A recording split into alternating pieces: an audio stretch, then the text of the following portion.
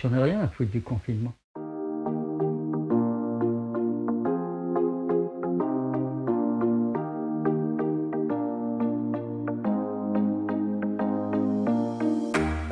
Oui, bonjour, donc Olivier Hercheil, je suis enseignant-chercheur en sciences de l'information et de la communication à l'IUT de La Roche-sur-Yon, à l'Université de Nantes. Je m'appelle Jérôme Gauthier, je suis responsable du service maintenance mutualisée. Bonjour, je m'appelle Camille, je suis en seconde année de DUT Information et Communication en option du livre. Je m'appelle Lionel Boirou, donc je suis le secrétaire du département Infocom.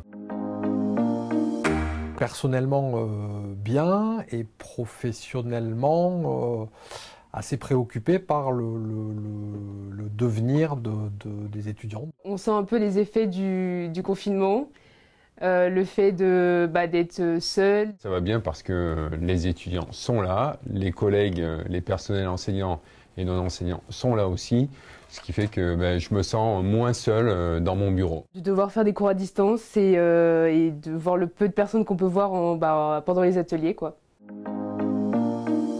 Premier confinement, comme c'était un confinement total, la maintenance en télétravail, c'est un peu compliqué. Donc là, on n'a pas fait grand-chose, entre guillemets, alors que lors du deuxième confinement, étant donné que nous, on est resté en permanence sur site, on a pu avancer sur des choses qu'on n'a pas vraiment le temps de faire d'habitude. C'était presque plus simple pour nous de travailler.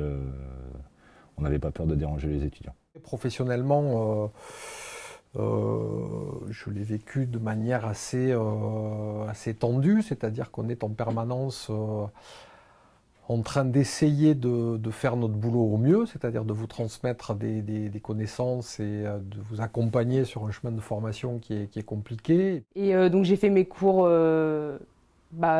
c'était des journées routinières en fait, je me levais, je mangeais, je faisais mes cours, je faisais une pause, je mangeais, je refaisais mes cours et je dormais. Enfin, c'était tous les jours comme ça en fait. Pour le deuxième confinement, je l'ai moins bien vécu parce que j'ai eu un sentiment d'isolement de quelques semaines ici. À l'automne, il n'a pas fait très beau, il a fait plutôt humide, il a plu pendant plusieurs semaines. Vous n'étiez plus là. De positif.